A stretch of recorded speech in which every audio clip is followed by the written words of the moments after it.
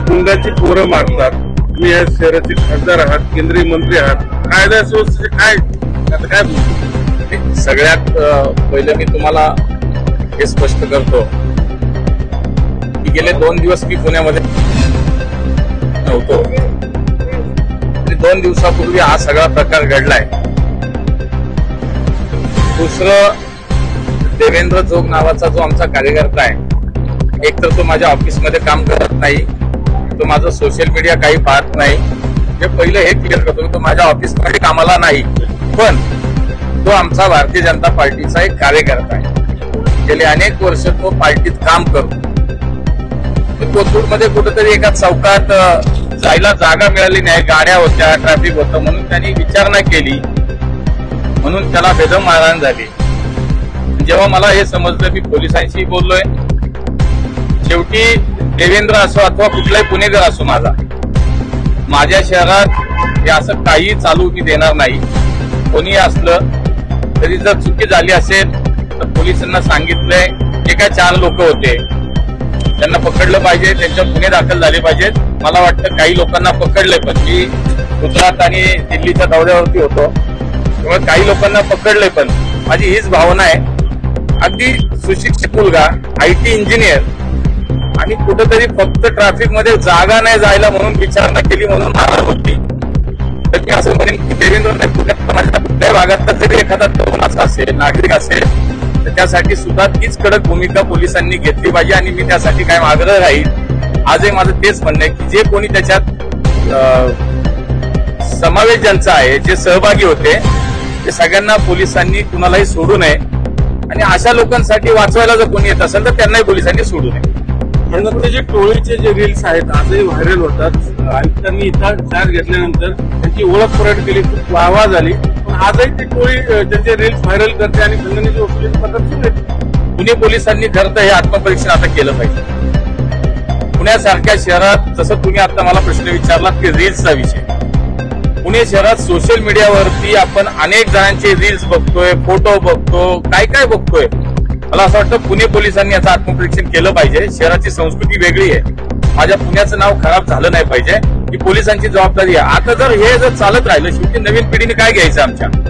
आमच्या तरुण पिढीने, नवीन पिढीने हे घ्यायचं, हे रील्स बघायचे, याचं अनुकरण करायचं.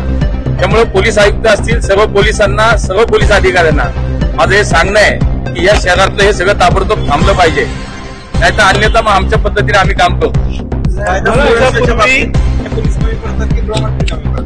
मी तुला सांगतो की शेवटी गृहमंत्री म्हणून, या राज्याचे मुख्यमंत्री देवेंद्रजी अत्यंत या कुठल्याही विषयात कुणालाही हायगे करत नाहीत. ते ठाम असतात, कुठल्याही गुन्हेगाराला पाठीशी घालत नाहीत. कुठल्याही प्रकारामध्ये आजपर्यंत पाहिलं असेल तर त्वरित कारवाई, तत्परतेनं कारवाई झालेली आपण अनेक उदाहरणं पाहिली. अगदी पुण्यातल्या पोरसे प्रकरणापासून पुण्यातल्या अंमली पदार्थ विरोधात कारवाईच्या विषयात सुद्धा. त्यामुळे देवेंद्रजी अत्यंत, मला सुद्धा या विषयात गुण आला त्यांचा. त्यामुळे मला असं वाटतं की पोलीस आधी ज्या पद्धतीने त्यांनी काम केलं पाहिजे ते आम्ही पाहतोय. त्यामुळे कुणीही सुट्टा कामाने, जो कुणी असेल, कुठेही शहरात कुठल्याही भागामध्ये पुणेकरांना आता त्रास नाही झाला पाहिजे. कुणी, शेवटी मी म्हणालो तसं, हा काही एका कार्यकर्त्याचा विषय नाही, ते सर्वसामान्य पुणेकरांचा विषय. आणि तुम्ही विचारलं तसं सोशल मीडियावरती जे चाललंय ते पुणे पोलीस काय डोळे बंद करून बसतात का? 10 वेळा सांगायचं त्यांना, आम्ही लोकप्रतिनिधी, आम्ही तेच किती वेळा सांगायचं. त्यामुळे पुणे पोलिसांनी सुद्धा, मला असं वाटतं की याच्याकडे आता लक्ष दिलं नाही. मला असं वाटतं बाकी काही विषय नाही. मिळवतात की आम्ही जो चुकतोय त्याला शासन झालं पाहिजे.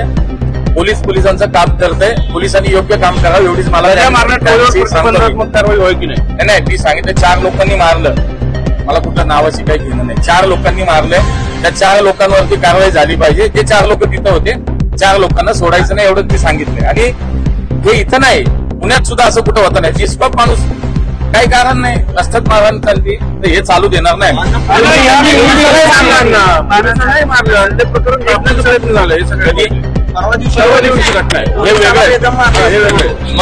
मग तर मला असं वाटतं पुणे पोलीस आयुक्तांनी आता खरंच याचा गंभीर विचार करावा. जर पुण्यातल्या पोलिसांवर सुद्धा हात उचलला जात असेल तर माझं पुणे पोलिसांना सूचना आहेत, आता मी कडक सूचना देतो त्यांना की हे आता चालू देणार नाही, मी तुम्हाला आता सांगतो. आणि यापूर्वी अजितदादाने सुद्धा आयुक्तांवर नाराजी व्यक्त केली होती. सातत्याने वरिष्ठ स्तरावरून मंत्री स्तरावरून आदेश असताना कारवाई का होत नाही? बघा, पुण्याचं नाव हे देशाच्या जगाच्या नकाशावरती एक वेगळ्या अर्थाने घेतलं जातं. एक सुसंस्कृत शहर, एक या ठिकाणी विद्येचं माहेरघर आणि एक विकसित शहर म्हणून त्या ठिकाणी या शहराचं नाव खराब करण्यासाठी म्हणून जे चुकीचं होईल ते कोणी सहन करणार नाही, त्याच्यावरती कारवाई केली जाईल. पोलीस आयुक्तांनी याच्यामध्ये खबरदारी घेतली पाहिजे. हिंदी